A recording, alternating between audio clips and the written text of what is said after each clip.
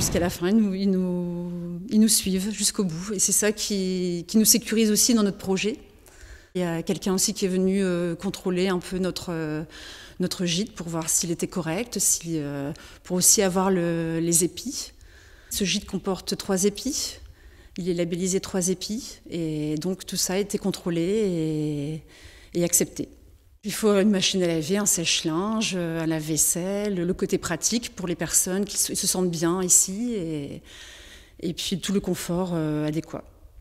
Nous avons des jeunes parents souvent, avec des petits-enfants qui sont accompagnés en général des grands-parents, puisque c'est, comme je vous disais, un gîte pour 8 personnes, ou alors des groupes d'amis qui se retrouvent. Récemment, nous avons eu des gens qui répétaient une pièce de théâtre. Ils sont venus 2 fois. Ils aiment beaucoup ici la pièce à vivre car ils sont à l'intérieur et en même temps ils se sentent à l'extérieur.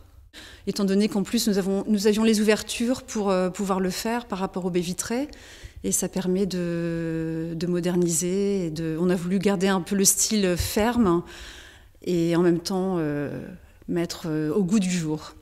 En fait, c'était une vieille grange que l'on ne pouvait plus exploiter pour notre ferme. Donc, nous avons réhabilité cette grange pour pouvoir créer un gîte et pour aussi pouvoir connaître d'autres horizons par rapport aux personnes qui viennent dans ce gîte. C'est toujours très intéressant, on apprend plein de choses et ils nous font découvrir leur environnement chez eux. Ils expliquent un peu leur territoire. Récemment, nous avons eu des gens qui habitaient la Nouvelle-Calédonie et ils nous ont tout expliqué comment ça fonctionnait chez eux par rapport à la France, etc. C'est très très intéressant. On fait plein de découvertes.